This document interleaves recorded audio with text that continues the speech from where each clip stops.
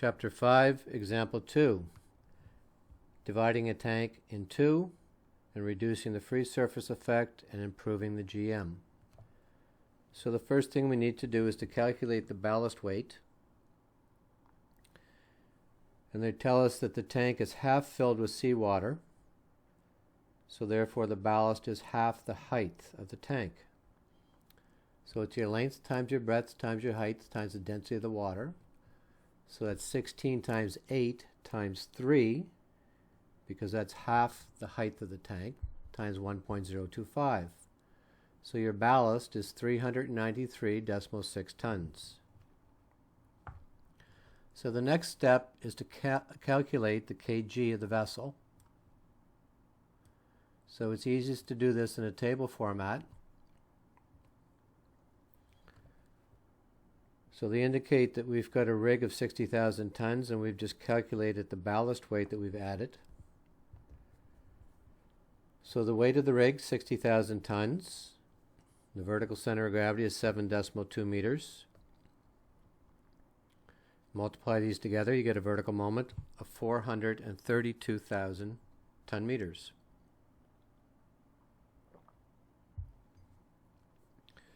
The ballast weight that we added was 393.6 tons. And your center of buoyancy of ballast is going to be at half the height of the fluid, so 1.5 meters is your VCG. Multiply these together, you get a vertical moment of 590.4 ton meters.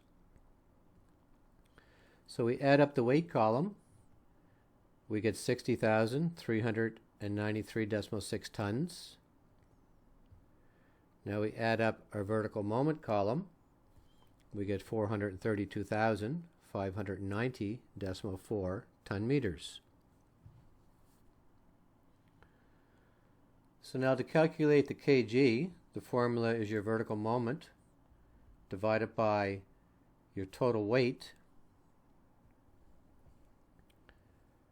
And our vertical moment, we calculate it to be 432,590.4 ton meters. And our new displacement is 60,393.6 tons. So this gives us a new kg of 7.16 meters.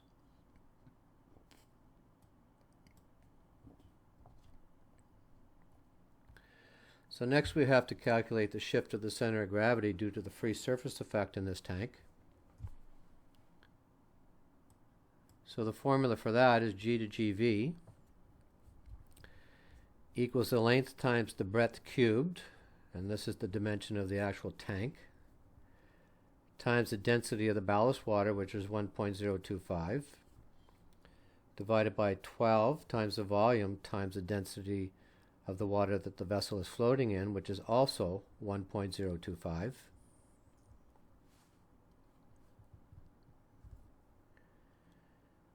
So the dimensions of the tank,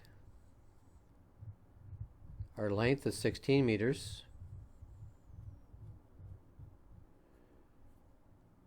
and the breadth of the tank is 8 meters.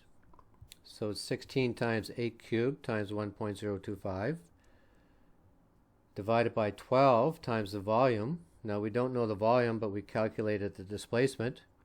So if we take the displacement of 60,393.6 and we divide that by the salt water density that the vessel is in, 1.025, that'll give us a volume.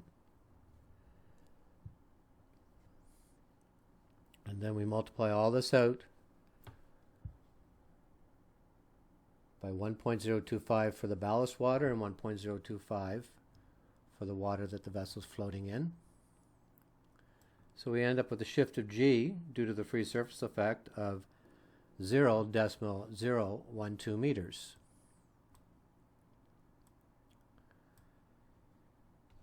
So now that we've done this, we can calculate our fluid kg. So the formula for this is our kg minus the shift of G due to the free surface effect. So that's going to be 7.16 meters plus 0.012 meters. So our fluid kg will be 7.17 meters. Now we can calculate the fluid GM, and that's the Km minus the fluid kg.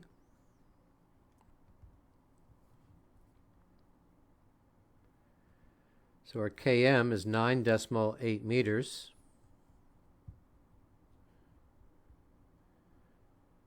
And the fluid kg is 7.17 meters. So our fluid GM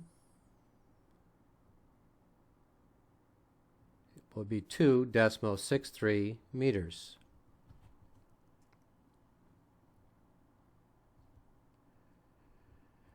So now if we were to take the tank and subdivide it down the center line, therefore we'd have two slack tanks, each half the width of the original tank, but the ballast is the same.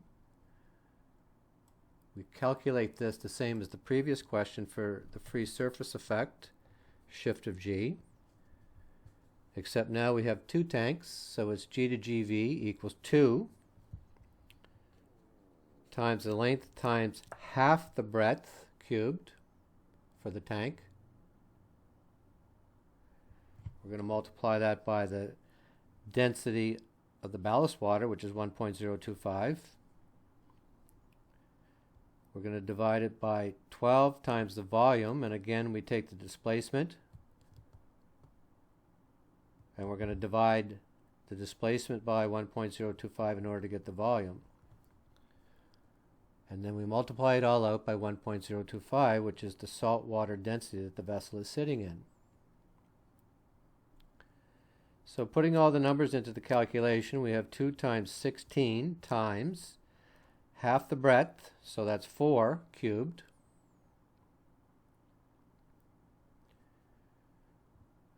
This is divided by 12 times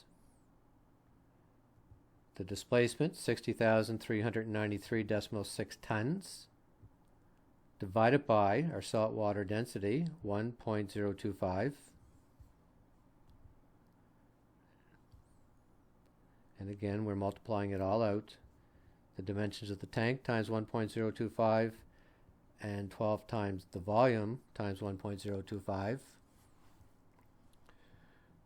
And this is going to give us a shift of G due to the free surface effect for these two tanks of 0.0029 meters. Now this represents 1/4 reduction in the free surface effect due to the centerline bulkhead.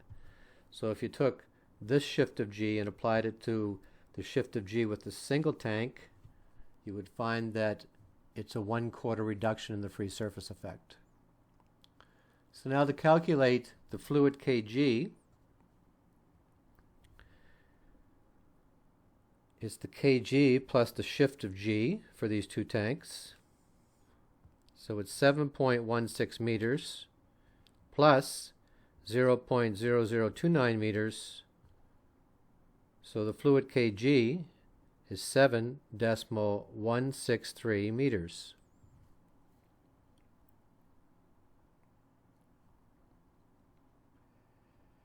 Now to calculate the fluid GM,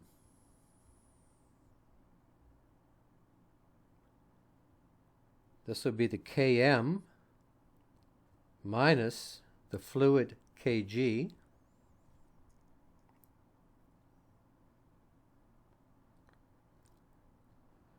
So it's going to be 9.8 meters minus 7.163 meters.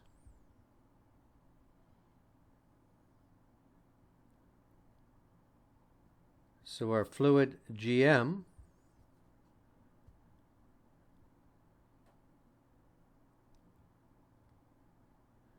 will be 2.637 meters.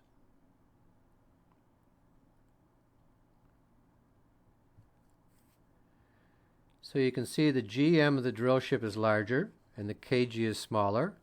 Therefore, the stability of the vessel has improved.